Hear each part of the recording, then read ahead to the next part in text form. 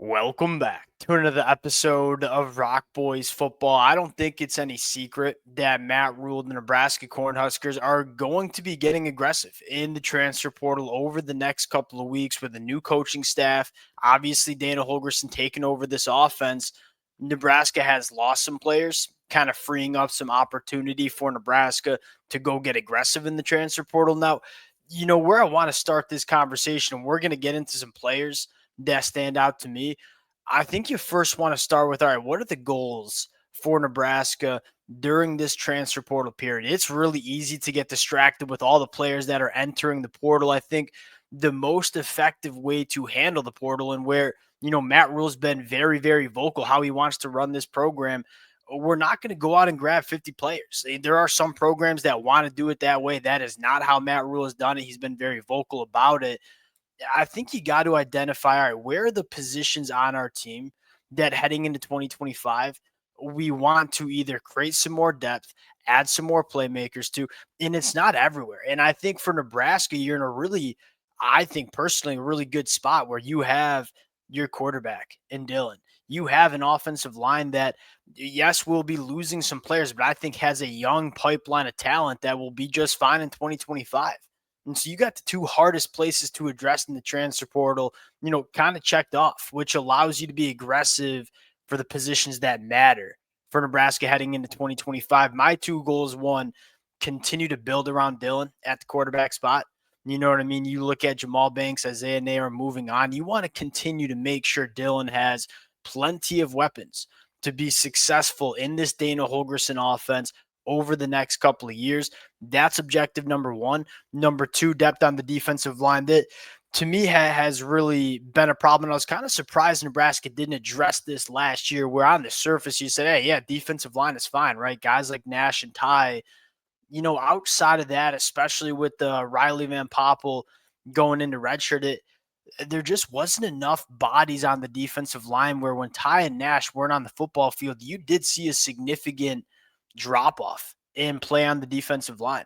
I think you're looking for some game records for sure, but I also think you're looking to build some really quality depth on the defensive line as well, especially with some of these players leaving with Terrence Knighton's departure. So those are the kind of two positions we're going to be looking at. Now, before we get into it, as always, to the Nebraska fans, there's probably some other positions that are of concern for y'all. I would love to hear from you guys in the comment section, not only positions, but some players you would like to see Nebraska go out and add.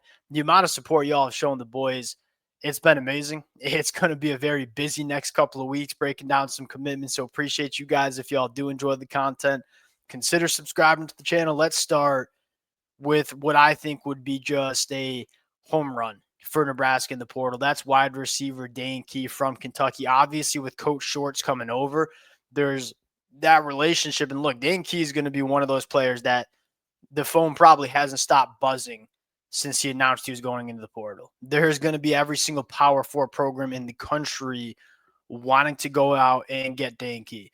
Nebraska has a little bit of an advantage. I mean, Dane Key had a career year under Coach Shorts last year at Kentucky, but has been a guy that for the last 3 years has been extremely productive for Kentucky, despite not very good quarterback play. Also a perfect, so not only is he just a really good football player, but I think he also fits exactly what Nebraska's looking for, that bigger bodied wide receiver that can work vertically down the field. Losing Jamal Banks, losing Isaiah Nair, that type of wide receiver you want to see Nebraska go out and add. It doesn't get any better than Dane Key, especially with some of those contested catch situations on the boundary. And he's a big physical wide receiver that has elite body control and hands. Where does Dylan excel? Where do we think Dylan will be asked to throw the football more often in 2025, vertically down the field in this Dana Holgorsen offense? Dane Key, I think he's a 1,000-yard pass catcher for Nebraska next year. I think in the good news for Nebraska is you already have an in. Like a lot of programs are going to want Dane Key. That relationship with Coach Shorts, I think, could matter in a huge way. Dane Key probably my top target for Nebraska, so to speak, in the portal. Now, two other names I want to mention in the portal that I like, and if you were to get Dane Key, you probably don't get another premier wide receiver in the portal, which I think is completely okay, because I think there are a lot of really good wide receivers that, because the wide receiver position is so loaded, you're going to be able to get, I don't know if I want to use the word discount, but I think you can find some steals kind of lower on that board that are really good football players. Kyron Hudson, former 4-star wide receiver out of the state of California from USC, is one of them. And I don't really need to sell Nebraska fans on Kyron Hudson. Just a quick Google search of Kyron Hudson highlights. It'll sell itself in 30 seconds. This kid, although not as consistent as you might have wanted, is just a difference maker when that football is in the air. Another bigger body that at the contested catch point is elite. And you talk about, hey, we need more wide receivers that can go make plays for our quarterback. Kyron Hudson's that guy. I think he would have been a lot more productive in this USC offense last year if it just seemed like there were so many mouths to feed. And I think that's why he's hitting the portal. I think he can be a centerpiece in an offense that he gets more opportunity in. And I know a lot of USC fans with it. You always can kind of know what you think about transfer portal guys with how the opposing fan base, not opposing fan base, but how the fan base feels that's losing the player. You know, a lot of USC fans, they were not happy to see Kyron Hudson at the transfer portal. This dude, I think, is a playmaker. Number 3, and this is a different kind of wide receiver and kind of off the beaten path, but somebody that I love. I've been watching some Mac for the last couple of years, those Tuesday, Wednesday nights. NIU wide receiver Trevon Rudolph. He's been doing it for a while at Northern Illinois. And why I mention him is I do think that, yes, those are bigger bodied boundary wide receivers are probably the type of wide receiver you want to focus on for Dylan. I also think there can be some more juice and playmaking ability with the football in your hands on this Nebraska offense. Outside of Ja'Cory Barney, there wasn't really that football player that when he had the football in his hands, you kind of held your breath. And Trayvon Rudolph, I don't even think he's 187 pounds. He is a small wide receiver, elite short area quicks, elite burst, elite long speed. He's a very, very good special teamer too. And Nebraska's looking for a little bit more juice on special teams as well. I know that.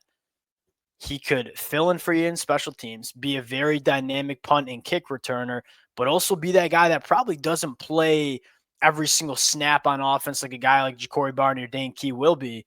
But you can put him on the football field, figure out some creative ways to get him in space.